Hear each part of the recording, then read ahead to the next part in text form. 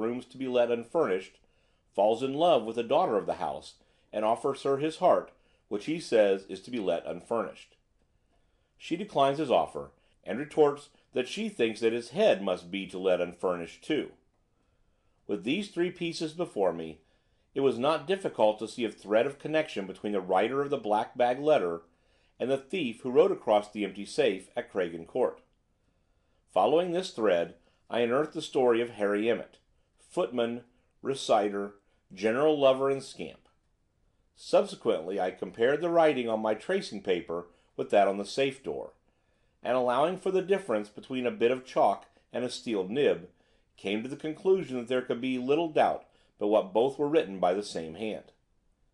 Before that, however, I had obtained another, and one I consider the most important link in my chain of evidence: how Emmett brought his clerical dress to use. "And how did you find out about that, now?" asked Mr. Dyer, leaning forward with his elbows on his knees. In the course of conversation with Mrs. Williams, whom I found to be a most communicative person, I elicited the names of the guests who had sat down to dinner on Christmas Eve. They were all people of undoubted respectability in the neighborhood.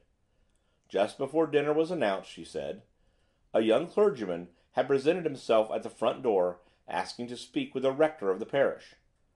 The rector, it seems, always dines at Craigen Court on Christmas Eve. The young clergyman's story was that he had been told by a certain clergyman, whose name he mentioned, that a curate was wanted in the parish, and he had travelled down from London to offer his services. He had been, he said, to the rectory, and had been told by the servants where the rector was dining, and fearing to lose his chance of the curacy, had followed him to the court. Now the rector had been wanting a curate, and had filled the vacancy only the previous week.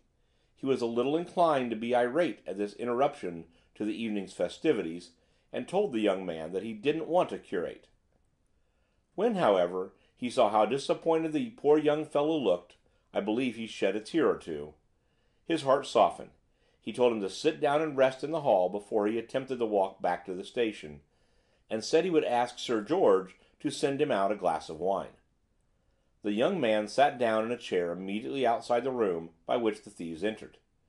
Now I need not tell you who that young man was, nor suggest to your mind, I am sure, the idea that while the servant went to fetch him the wine, or indeed, so soon as he saw the coast clear, he slipped into that little room and pulled back the catch of the window that admitted his confederates, who, no doubt, at that very moment were in hiding in the grounds. The housekeeper did not know whether this meek young curate had a black bag with him. Personally, I have no doubt of the fact, nor that it contained the cap, cuffs, collar, and outer garments of Harry Emmett, which were most likely redonned before he returned to his lodgings at Wareford, where I should say he repacked the bag with its clerical contents, and wrote his serio-comic letter. This bag, I suppose, he must have deposited in the very early morning before anyone was stirring, on the doorstep of the house in the Easterbrook Road. Mr. Dyer drew a long breath. In his heart was unmitigated admiration for his colleague's skill, which seemed to him to fall little short of inspiration. By and by, no doubt, he would sing her praises to the first person who came along with a hearty good will. He had not, however, the slightest intention of so singing them in her own ears. Excessive praise was apt to have a bad effect on the rising practitioner. So he contented himself with saying, "Yes, very satisfactory. Now tell me how you hunted the fellow down to his digs." "Oh, that was mere ABC work," answered Loveday. "Mrs. Williams told me he had left his place at Colonel James about 6 months previously, and had told her he was going to look after his dear old grandmother, who kept a sweetstuff shop, but where she could not remember.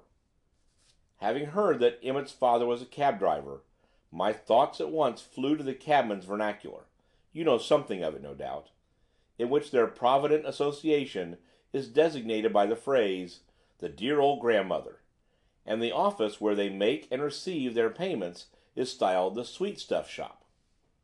"Ha ha! And good Mrs. Williams took it all literally, no doubt." "She did, and thought what a dear, kind-hearted fellow the young man was. Naturally, I supposed there would be a branch of the association in the nearest market town, and a local trades directory confirmed my supposition that there was one at Wereford.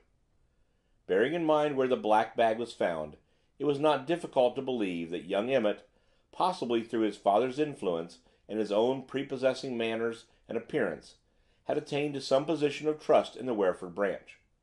I must confess I scarcely expected to find him as I did on reaching the place, installed as receiver of the weekly moneys.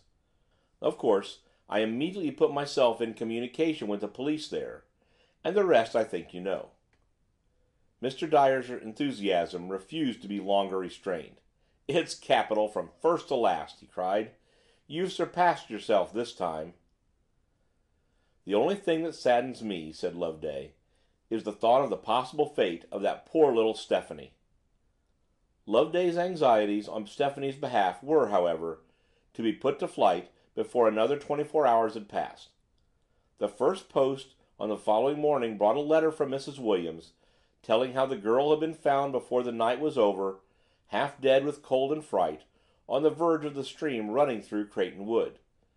"Found, too," wrote the housekeeper, "by the very person who ought to have found her, young Holt, who was and is so desperately in love with her. Thank goodness!